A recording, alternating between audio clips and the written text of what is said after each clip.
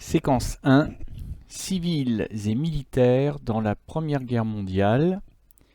Ou comment, en quoi, la Première Guerre mondiale a-t-elle constitué un déchaînement de violence à la fois sur les militaires comme sur les civils. Grand A. Belligérants et front de la Grande Guerre.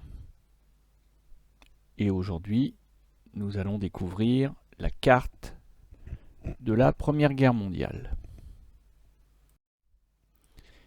Grand A, belligérants et front de la Grande Guerre. Avec comme problématique la question suivante. Où s'est déroulée la Première Guerre mondiale? Sur quel front?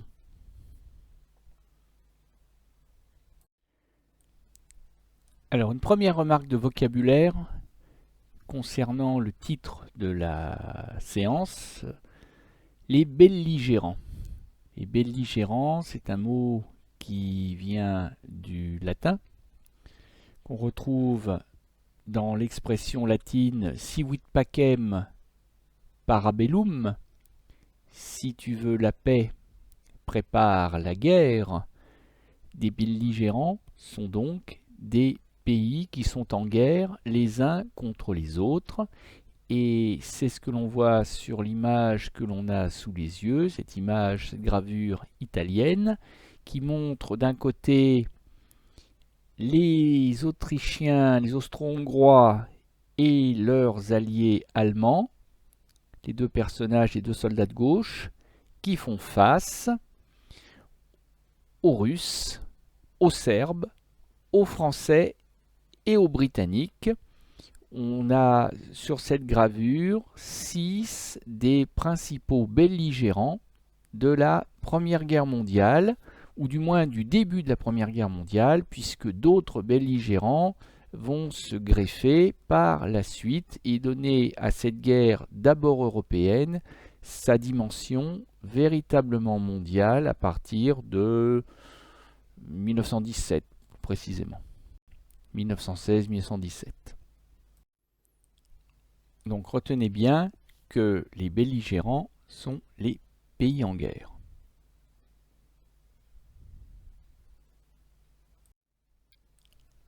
Alors sur notre carte que nous devons compléter et colorier, eh bien faisons apparaître les belligérants et commençons par le camp de ce qu'on appelle au tout début de la guerre la triple entente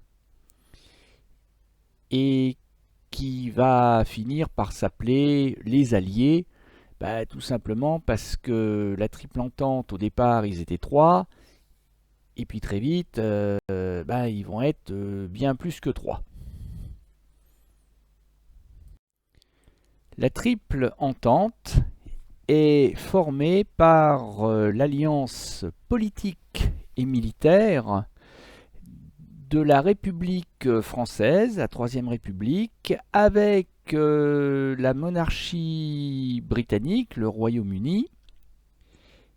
Ça, c'est à l'ouest, auquel s'ajoute le troisième allié de la triple entente, qui est formé par le redoutable, du moins le croit-on à l'époque, Empire de Russie.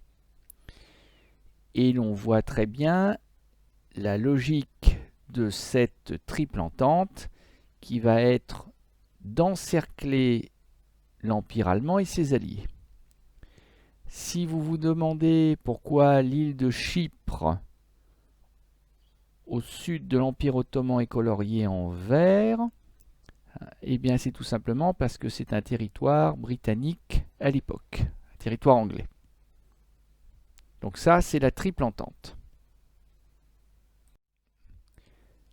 À ces 3 pays de la triple entente vont s'ajouter d'autres alliés. Alors, parfois contraints et forcés, comme la Grèce, qui aurait préféré rester neutre, mais qui va finir par rentrer en guerre aux côtés de la France et du Royaume-Uni et de l'Empire russe contre les Allemands et leurs alliés. Je pense à la Belgique qui aurait bien voulu rester neutre, mais qui malheureusement pour elle se situe sur la route de l'invasion de la France par l'Empire allemand, et donc les Belges vont se retrouver obligés de se battre pour survivre. D'autres pays vont volontairement décider de rentrer en guerre, tout simplement parce qu'ils estiment qu'ils ont tout à gagner à être dans le camp victorieux. Le Portugal, bien sûr, la Roumanie, la Serbie qui a été attaquée par l'Autriche-Hongrie et qui, comme la Belgique, est obligée de se défendre. Donc elle n'a pas le choix. Et alors, il reste le cas de l'Italie qui, avant la guerre, était un allié de l'Empire allemand et de l'Empire d'Autriche-Hongrie et qui va retourner sa veste et qui va non seulement faire défaut à ses alliés, allemands et austro-hongrois, mais en plus va changer de camp et rentrer en guerre contre ses anciens alliés allemands et austro-hongrois, avec l'espoir, là encore, que la victoire lui permettra d'en retirer des bénéfices. Pour se faire la guerre, il faut naturellement être deux. Donc, face au camp de la triple entente devenue le camp des Alliés, eh bien, se dresse le camp de ce qu'on aurait dû appeler la Triple Alliance, puisqu'on avait au départ l'Empire allemand, allié à l'Empire austro-hongrois, ou si vous préférez l'Empire d'Autriche-Hongrie, auquel aurait dû s'ajouter, si vous avez bien suivi l'explication, l'Italie. Mais comme l'Italie a retourné sa veste et changé de camp au début de la guerre, eh bien la triple alliance devient la double alliance, et comme l'Empire allemand et l'Empire d'Autriche-Hongrie sont situés au centre de l'Europe et se retrouvent par là même d'ailleurs encerclés par la triple entente et ses alliés, eh bien on va parler des empires centraux. Ils sont à colorier en rouge sur la carte.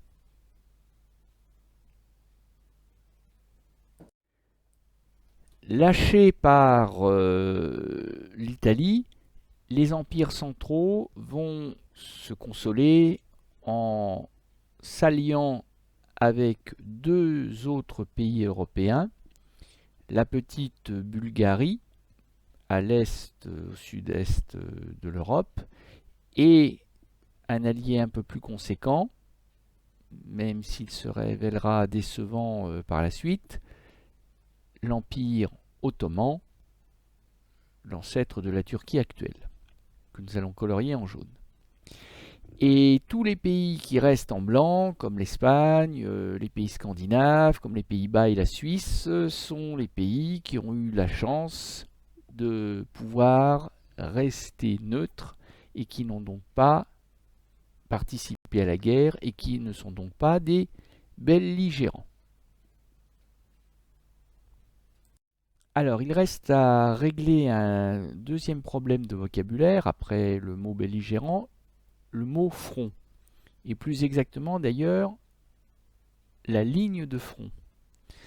Alors, si vous regardez la petite image de la diapo, on a la ligne de front qui s'étend de la Belgique jusqu'au sud de la ville de Lille. C'est-à-dire que ce qui est à droite de la carte a été conquis par les Allemands. On voit les drapeaux de l'Allemagne, du Reich, l'Empire allemand. À gauche, les Britanniques, avec l'Union Jack, font face aux armées allemandes. Et la zone de contact entre les armées britanniques à gauche, à l'ouest, et les armées allemandes à l'est, eh bien, est matérialisé par un trait rouge qui court sur plusieurs kilomètres, sur des dizaines de kilomètres. Et on voit que cette ligne de front, cette zone de contact, un peu si vous voulez comme la ligne de contact entre les mêlées dans un match de rugby, eh bien cette ligne de contact en rouge est ponctuée de batailles, différentes batailles qui s'égrènent entre l'année 1914 et l'année 1916. Voilà ce qu'on appelle la ligne de front. Donc encore une fois, le front, c'est la zone de contact des armées ennemies, matérialisée par ce qu'on appelle la ligne de front. Et évidemment, cette ligne de front, elle n'est pas forcément figée. Si l'ennemi parvient à rompre la ligne de front, eh bien, il avance. Si les Allemands arrivent à percer le front britannique, ben les Britanniques reculent. Et dans ce cas-là, la ligne de front va se déplacer. Les Allemands avancent autant qu'ils le peuvent. Et les Britanniques essaient de freiner l'avancée des Allemands autant qu'ils le peuvent aussi. Mais j'aurai l'occasion d'y revenir lors d'une prochaine séance. Mais autant vous le dire tout de suite, de 1915 à 1918, la ligne de front est généralement matérialisée par ce que l'on appellera les tranchées. Tranchées allemandes, tranchées anglaises, tranchées françaises, belges, etc. Alors, à l'échelle de notre carte, ça donne quoi? Eh bien, ça donne un ensemble de fronts à l'échelle du continent européen, avec un premier front qui s'étend des rivages de la Manche, voire de la mer du Nord, jusqu'à la frontière suisse, sur plus de 800 km. Le front occidental, d'un côté, donc de 1914 à 1918, d'un côté à l'ouest, à gauche, les Français, les Belges, les Anglais, puis plus tard les Américains, qui font face aux armées allemandes à l'est, à droite du trait rouge. À l'est, on devrait l'appeler logiquement le front oriental, ou le front de l'Est, mais très souvent les historiens l'appellent le front russe. Eh bien, sur plusieurs milliers de kilomètres, de la mer Baltique jusqu'à la mer Égée, ou si vous préférez la mer Méditerranée, eh bien, le front russe qui s'étend de 1914 à 1918. Ça fait donc un deuxième front, auquel on va pouvoir rajouter un troisième front, dit front du Caucase, du nom de cette chaîne de montagnes située entre mer Noire et mer Caspienne, qui sépare l'Empire russe de l'Empire ottoman, et qui va voir les Russes et les Ottomans, les Turcs si vous préférez, s'affronter de 1914 à 1918.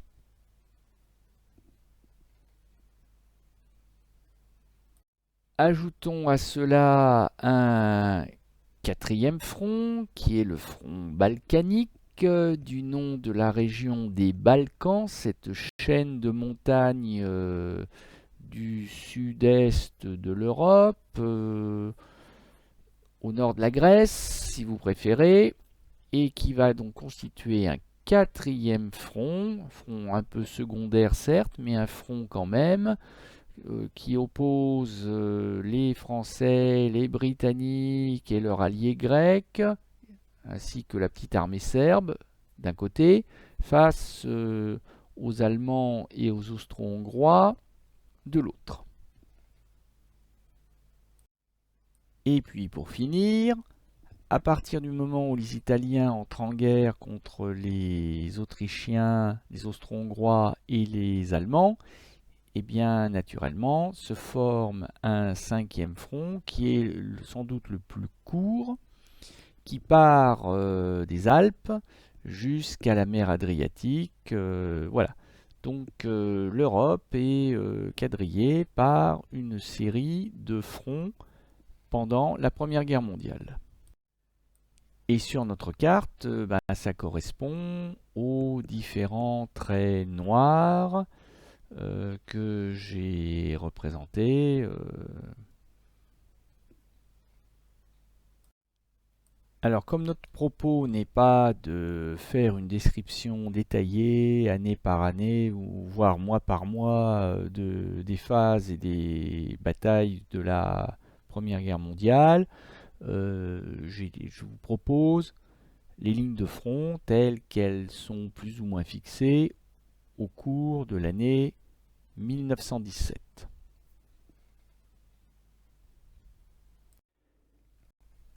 Alors bien sûr, chacun des deux camps a tenté de vaincre l'autre par une série d'offensives puissantes destinées à secouer le cocotier, si je puis dire, destinées à crever ou à percer le front, c'est le terme que l'on emploie, pour vaincre l'ennemi. Alors, les empires centraux, les Allemands en particulier, ont tenté à plusieurs reprises de lancer des offensives dès 1914 et jusqu'en 1918. Alors, je ne les ai pas toutes représentées, hein, évidemment, mais l'une des plus notables, c'est celle de 1916 sur Verdun, et ce sont les flèches violettes. Hein, les Allemands ont tenté d'enfoncer, de crever ou de percer le front occidental, à l'ouest, le front russe, mais aussi le front balkanique et naturellement le front italien. Mais aucune de ces offensives n'a été décisive, c'est-à-dire n'a permis à l'Allemagne de gagner la guerre.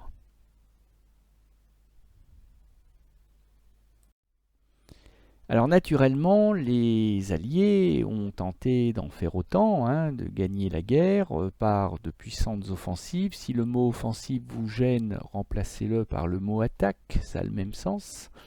Donc les Alliés ont tenté plusieurs attaques majeures. Alors je ne les ai pas toutes représentées, sinon la carte devenait illisible.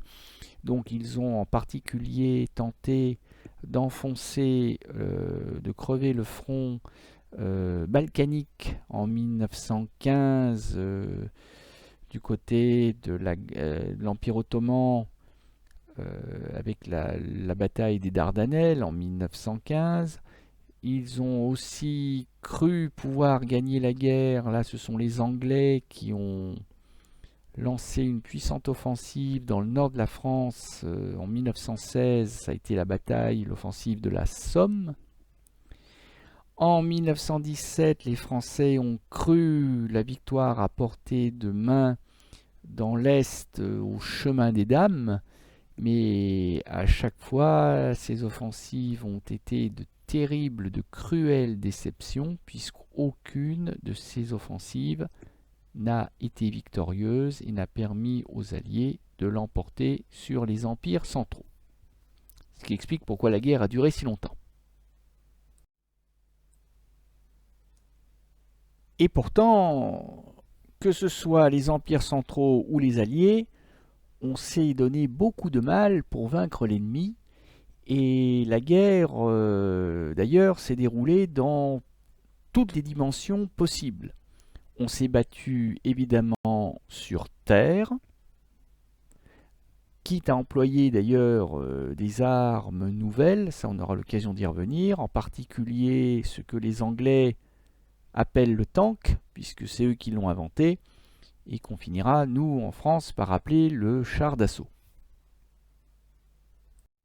Mais on s'est aussi battu sur mer. Bon, ça n'a rien d'exceptionnel. Déjà dans l'Antiquité, on se battait sur mer, mais là, on se bat sur mer avec des navires gigantesques, des cuirassés, des navires de guerre tout acier, avec des canons de marine particulièrement destructeurs. Donc on se bat sur toutes les mers, en particulier la Méditerranée, la mer Baltique.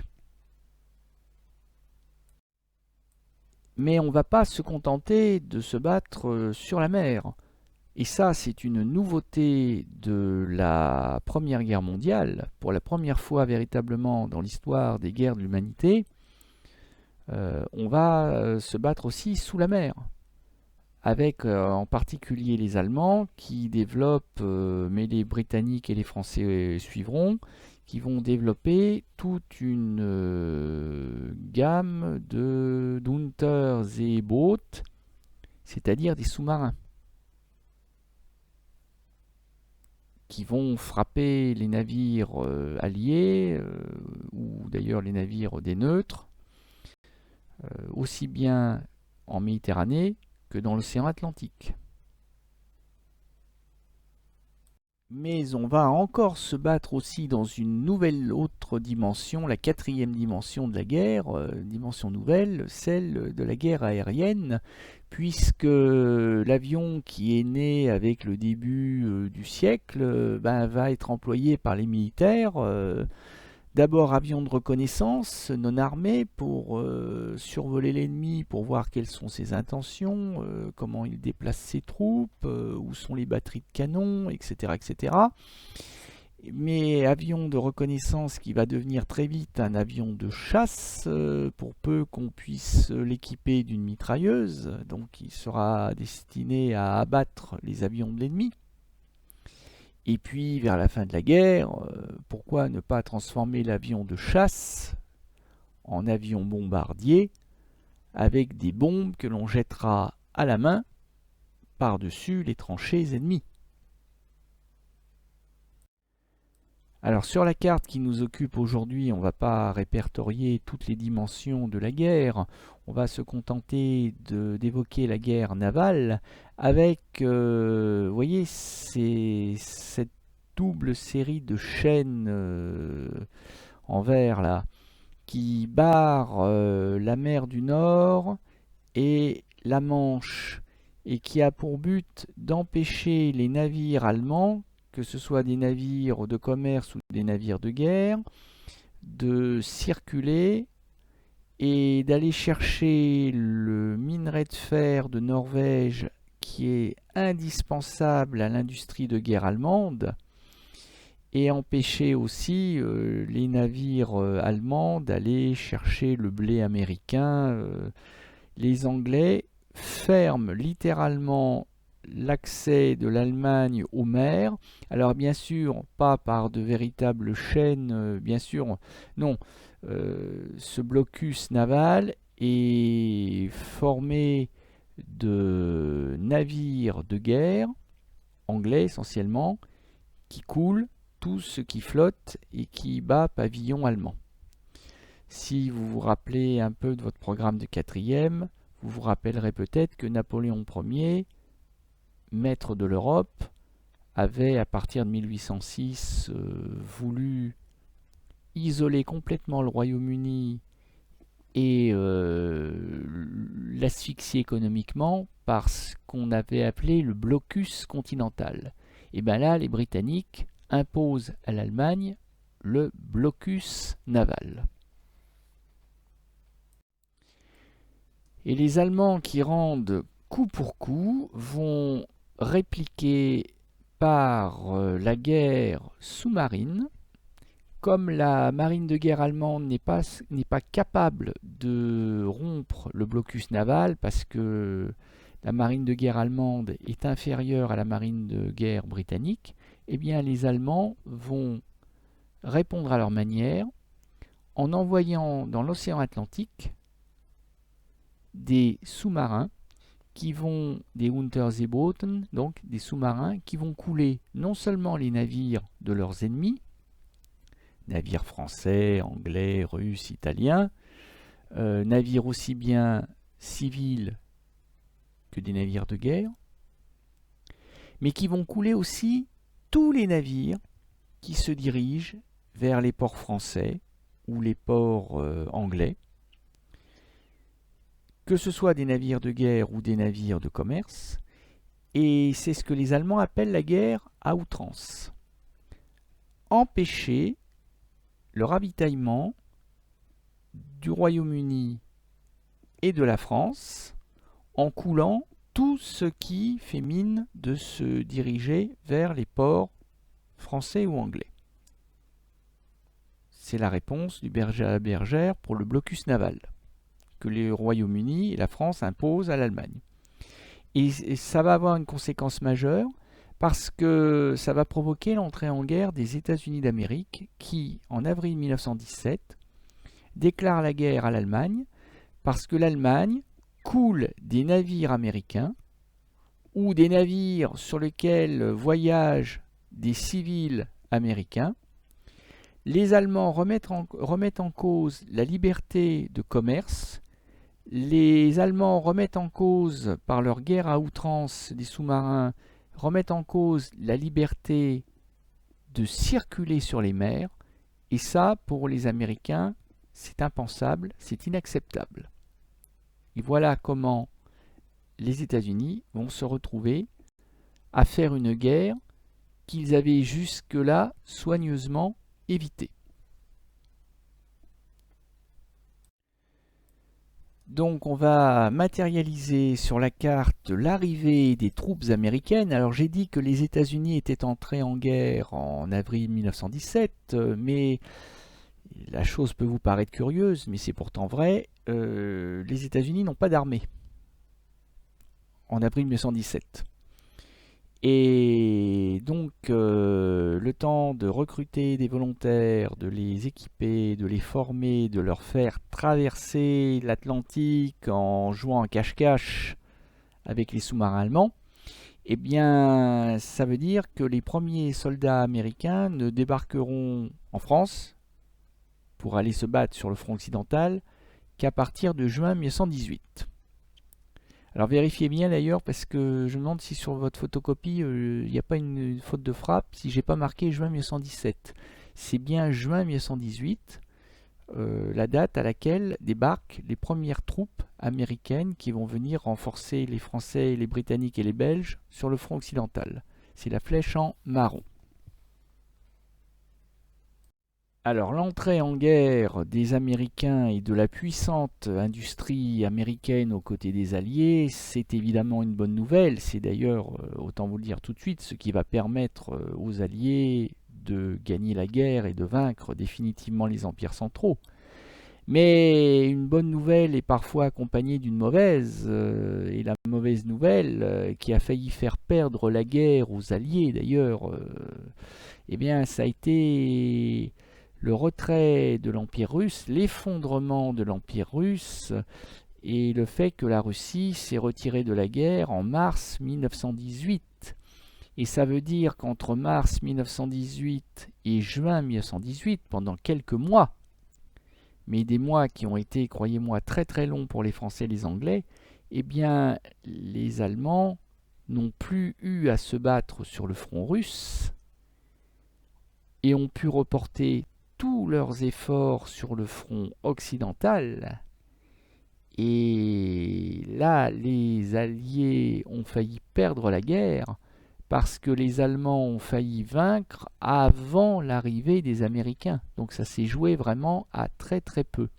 Et donc le retrait de l'Empire russe de la guerre, on va le matérialiser par le drapeau blanc. Voilà, et ben notre carte est finie et pour la première carte de l'année, c'est vrai qu'elle est riche celle-là.